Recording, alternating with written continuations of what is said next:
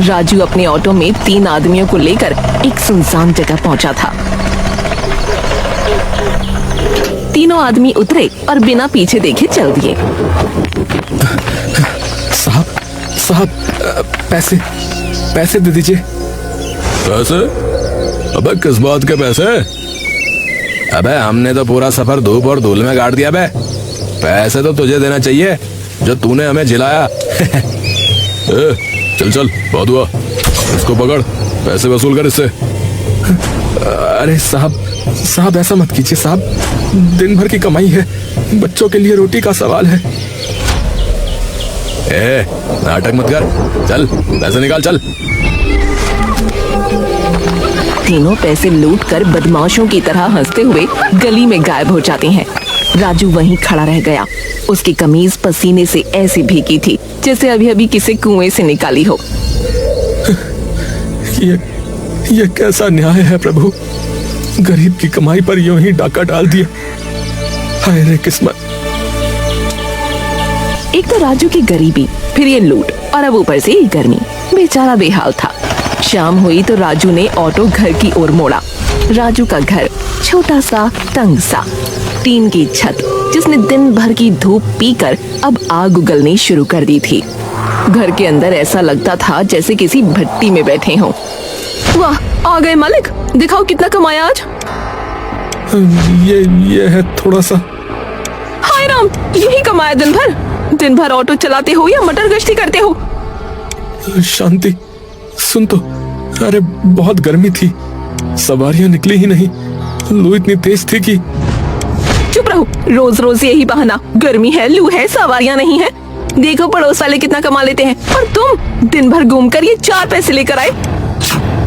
राजू दीवार के सहारे झुक गया। तभी एक परी आई, उनकी बेटी पार्वती।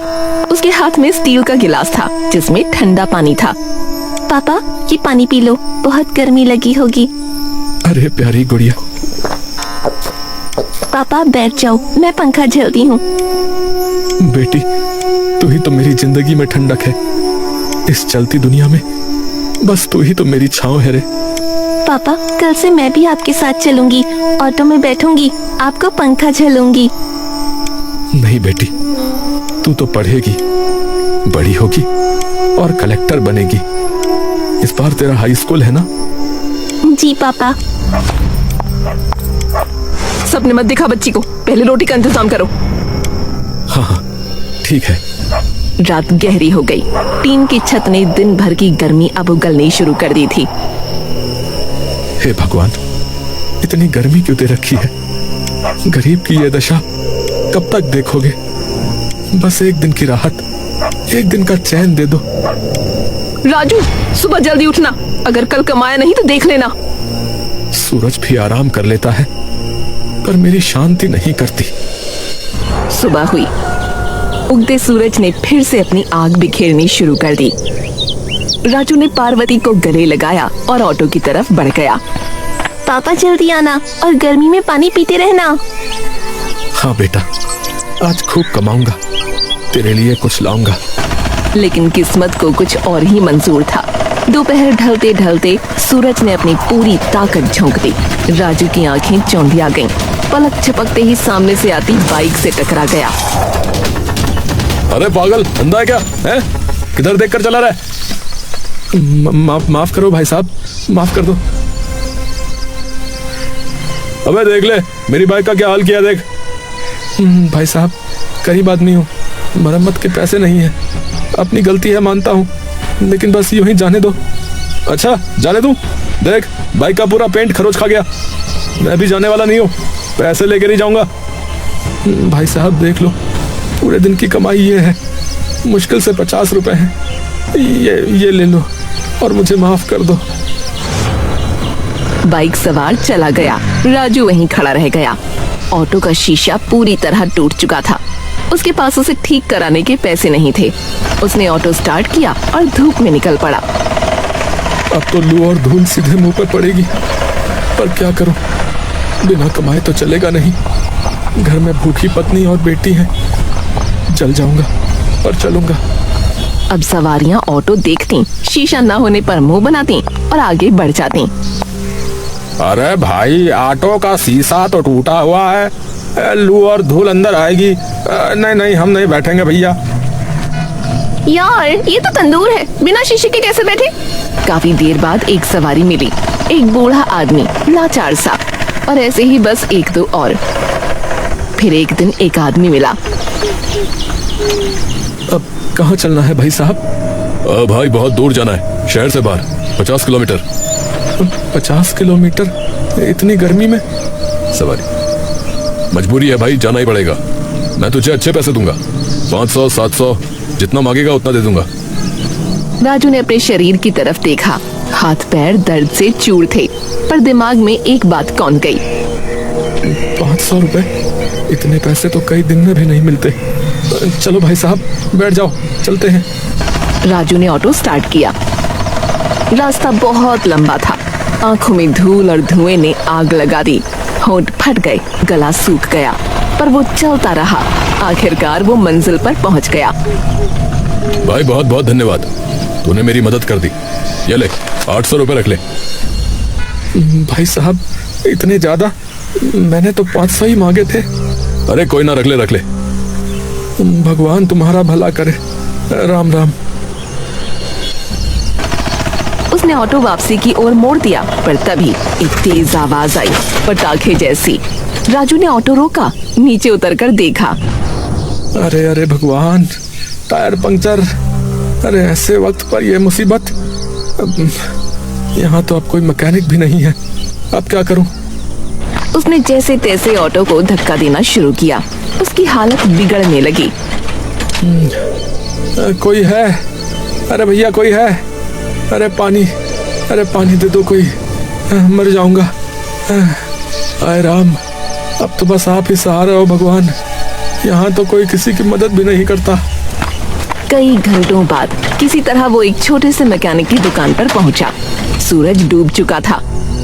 पंक्चर हो गया भाई, ठीक कर दो। कितने पैसे लगेंगे? हाँ भैया 100 रुपए लगेंगे। अब तो रात हो गई, कल सुबह कर दो क्या? नहीं भाई, आज ही कर दो, घर जाना है। ये लो पैसे, जल्दी करो जरा। मैकेनिक ने पंक्चर ठीक किया और राजू ने ऑटो घर की तरफ दौड़ाया। भूख, प्यास, थकान, बुखार सब एक साथ उस पर टूट पड़े। आखिरकार वो घर पहुंचा। शांति, दरवाजा खोलो, मैं आ गया हूँ। अब क्यों आए हो? पता है कितनी देर हो गई? अरे सुन तो, दूर की सवारी मिली थी, पैसे मिल गए अच्छे। पार्वती की फीस भर दूंगा। रास्ते में पंक्चर हो गया था इसीलिए। मुझे कुछ नहीं सुनना। अब आने की क्या जरूरत थी? रात भर बाहर ही सोना, मैंने दरवाजा नहीं खोलना। अरे शांति, मैं हाथ जोड़ता हूँ, बहुत थक गया हूँ, सिर दर्द कर रहा है, बुखार लग रहा है। जो करना है करो बाहर, मुझे नहीं खोलना दरवाजा। रात भर सीख लो कि समय पर घर आना चाहिए। राजू वहीं खड़ा रह गया। अंदर लाइट भी बंद हो गई। मजबूरन वो अपने ऑटो में ही लेट गया, पर ऑटो 3 तरफ से खुला था। अरे हाय रे किस्मत, आदमी दिन भर चलता है, मरता है, और रात को आकर ऑटो में सोता है। अरे ये कैसा घर है भला, और ये कैसी पत्नी है। एक तो ऐसी हालत, ऊपर से मच्छरों का आतंक। ये मच्छर भी जान नहीं लेंगे तो चैन नहीं लेंगे। रात भर यही सिलसिला चलता रहा। कभी मच्छर काटते, कभी प्यास से नींद खुल जाती, कभी गर्मी में पसीना बहता। सुबह हुई, सूरज ने फिर से आग बरसानी शुरू कर दी। शांति ने दरवाजा खोला, राजू अंदर गया। वाह, रात भर ऑटो में सोने का मजा आया। शांति, मेरा सिर घूम रहा है, ठंड लग रही है और शरीर जल रहा है। इतना तेज बुखार? हाय राम। कल दोपहर से ही तबीयत खराब थी, रास्ते में पानी नहीं मिला, धूप में जलता रहा, लू लग गई लगता है।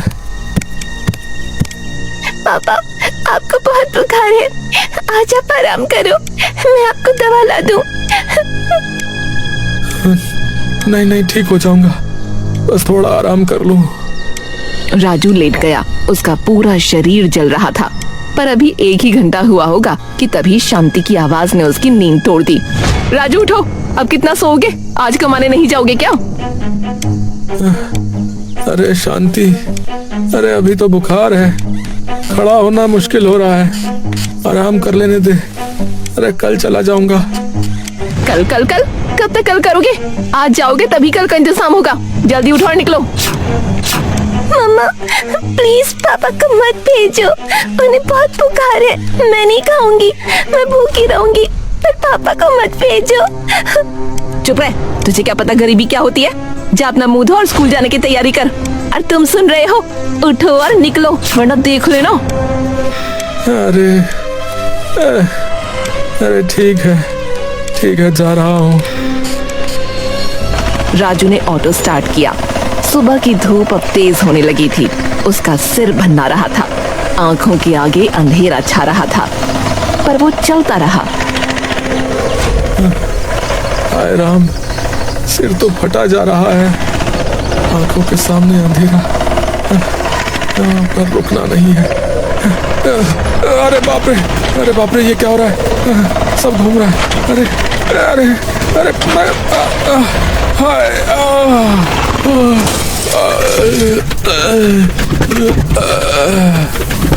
तभी ऑटो पलट गया। राजू का सिर स्टीयरिंग से टकराया, उसके माथे से खून बहने लगा, हाथ पैर छिल गए।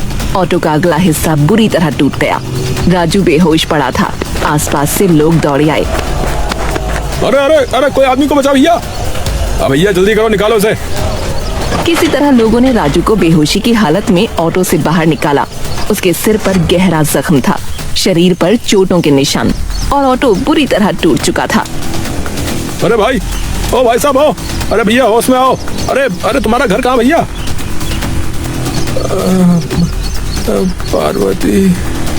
पार्वती बेटा, पापा आ गए। पानी। एक आदमी ने उसे पहचान लिया। लोगों ने राजू को उठाया और उसके घर पहुंचाया। हाय, ये क्या हुआ? राजू, तुम्हें क्या हो गया? हाय, ये खून, ये चोटें, अरे बोलो ना क्या हुआ? बहन, एक्सीडेंट हो गया, सड़क किनारे खंती में पलट गया। हम लोग इसे अस्पताल ले जाना चाहते थे, पर ये बेहोशी में आपका नाम ले रहा था, इसलिए यहाँ ले आए। हाय मेरा राजू, तुम्हें मैंने भेजा था, मेरी वजह से। राजू को अंदर लिटाया गया। शांति ने उसके सर पर पट्टी बांधी। तभी उसकी नजर पार्वती पर पड़ी।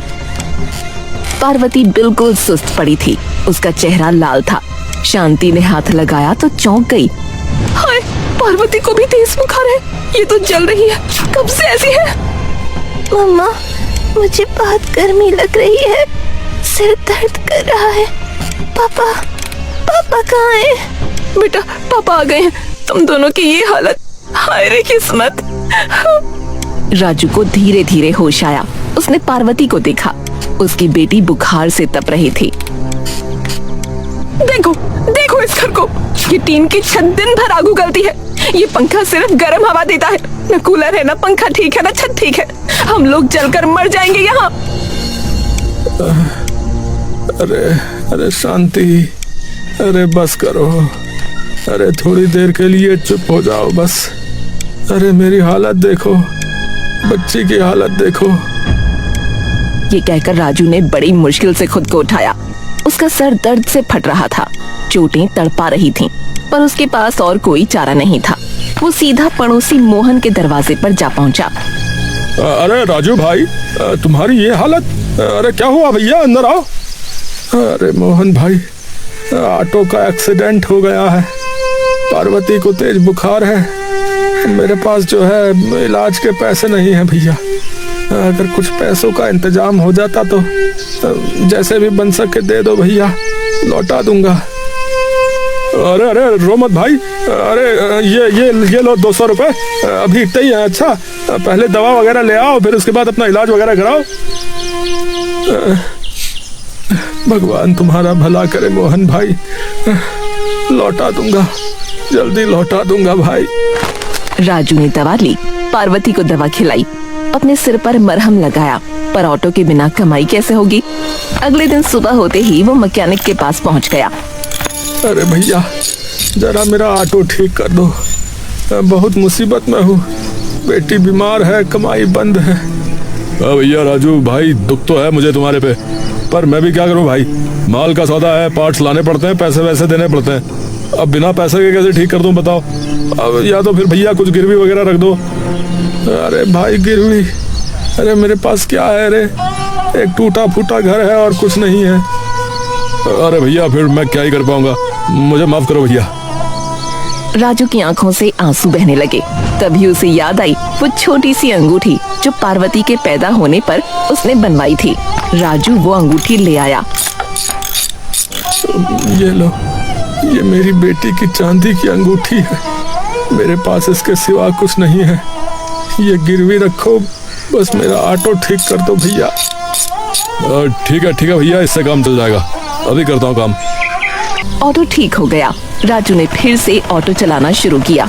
इस बार किस्मत ने साथ दिया। कुछ दिन अच्छी कमाई हुई।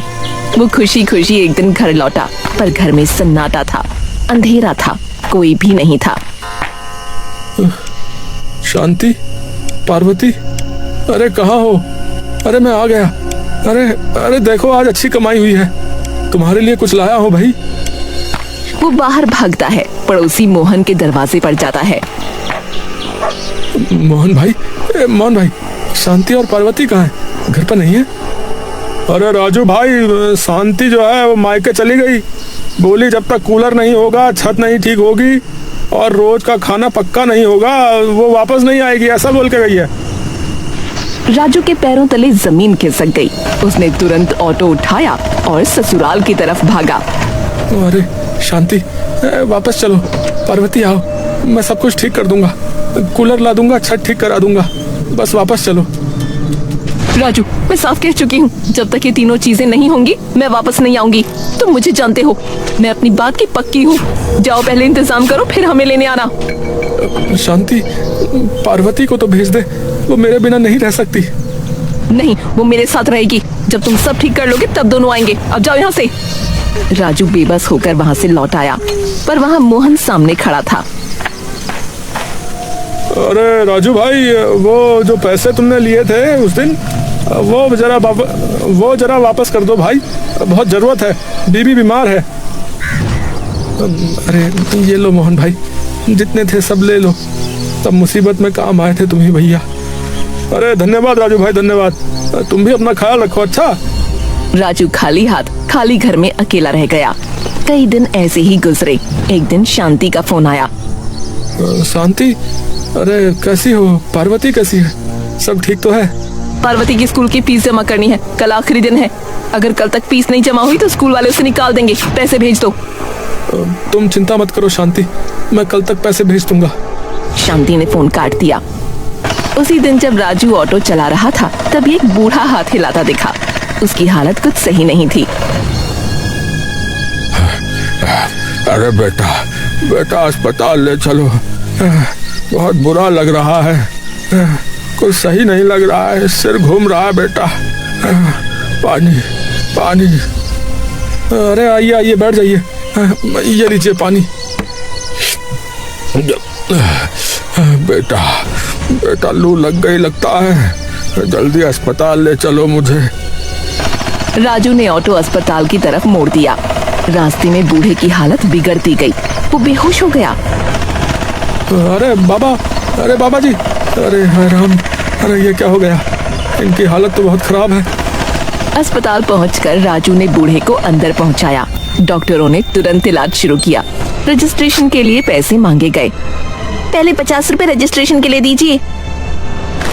ये लो बहन, पैसे यहाँ लग गए तो फीस कैसे दूंगा? हे भगवान, पर कोई नहीं, किसी की जान ज्यादा जरूरी है। 2 घंटे बाद बूढ़ा होश में आया। उसके बेटे बहू अस्पताल पहुंच गए। राजू चुपचाप वहां से निकल गया। तभी फोन की घंटी बजी। राजू, तुमने फीस नहीं भरी, पार्वती को स्कूल से निकाल दिया गया। शांति, सुनो तो सही, रास्ते में एक बूढ़े आदमी को जो है वो बेहोश हो गया था, वो मैं उसे अस्पताल ले गया और हाँ, बहुत बढ़िया, समाज सेवा करते रहो। अब देख लो, मैं अब कभी वापस नहीं आऊंगी, कभी नहीं। राजू के हाथ से फोन गिर गया। हाय राम, अरे ये कैसा न्याय है? मैंने एक बूढ़े की जान बचाई और बदले में मेरी बेटी की जिंदगी बर्बाद हो गई। पार्वती, ए पार्वती, बेटा तेरा पापा बेकार ही है। वो बहुत देर तक रोता रहा, फिर ऑटो में बैठा और घर चला गया। वो रात भर रोता रहा। सुबह दरवाजे पर आवाज आई। राजू बेटा, राजू, अरे दरवाजा खोलो। राजू ने दरवाजा खोला। सामने वही बूढ़ा आदमी और उसके साथ एक दूसरा आदमी खड़ा था। अरे बेटा, तू कहाँ गायब हो गया था कल? हम तुझे ढूंढ रहे थे। तूने मेरी जान बचाई। अब मैं तेरा कर्ज कभी नहीं चुका सकता बेटा। बाबा जी कोई बात नहीं, आप ठीक हो गए वही बहुत है। राजू की नजर बूढ़े आदमी के साथ वाले आदमी पर गई। वो बोला, अरे आप तो पार्वती के स्कूल के प्रिंसिपल है ना? अरे बेटा, ये मेरा बेटा है। अब पार्वती? हाँ, मेरी बेटी पार्वती आप ही के स्कूल में पढ़ती थी, हाई स्कूल में। कल उसकी फीस जमा करनी थी, आखिरी दिन था। पर मैं आपके पिताजी को अस्पताल ले गया और सारे पैसे वहीं लग गए और मेरी बेटी को स्कूल से निकाल दिया गया। प्रिंसिपल के पैरों तले जमीन खिसक गई। बूढ़ा आदमी फौरन बोला, अरे बेटा, अरे तूने मेरी जान बचाने के लिए अपनी बेटी का फ्यूचर दांव पे लगा दिया। अरे इसे कहते हैं असली इंसानियत। राजू जी, आपने मेरे पिताजी की जान बचाई। मैं आपका कर्जदार हूँ। आप अपनी बेटी की फीस की चिंता मत कीजिए। पार्वती का दोबारा एडमिशन होगा और सिर्फ एडमिशन ही नहीं, पूरी स्कॉलरशिप मिलेगी। वो हमारे स्कूल में मुफ्त पढ़ेगी। क्या सच में? हाँ, बिल्कुल सच। और तुम ऑटो चलाना छोड़ दो। कल से हमारे स्कूल की बस चलाओ। पक्की नौकरी और अच्छी तनख्वाह। और बेटा, अब तेरे घर की ये छत, ये टीन की छत मैं कल से ठीक करवाता हूँ। है, पक्की छत डलवाऊंगा, कूलर लगवाऊंगा, पंखा ठीक करवाऊंगा। तूने मेरी जान बचाई है बेटा, मैं तेरा घर बनवाऊंगा। रुक। अरे बाबा जी, सर, ये सब मैं क्या कहूँ, मेरे पास शब्द नहीं है। अरे कुछ मत कहिए। आपने जो किया वो बहुत बड़ा काम किया। अब हमारी बारी। कुछ ही दिनों में सब कुछ बदल गया। राजू के घर की टीन की छत हट गई, पक्की छत बन गई, कूलर आ गया, नया पंखा आ गया। और एक दिन एक ऑटो राजू के घर के सामने रुका। शांति उतरी और उसके पीछे पार्वती। पापा, पापा, मुझे बहुत याद आया। सबने बताया आपने क्या किया। आप हीरो हैं। बेटा तू आ गई, सच में आ गई। राजू, मुझे माफ कर दे, मैंने तुझे बहुत तकलीफ दी। शांति, तू अब कभी नहीं छोड़ूंगी, अब हमेशा साथ रहूंगी। उस दिन राजू के घर में पहली बार असली खुशी आई। गर्मी वही थी, धूप वही थी, लू वही थी, पर राजू के घर में पहली बार एक अजीब सी ठंडक महसूस हुई। वो ठंडक जो पैसों से नहीं, इंसानियत से आती है।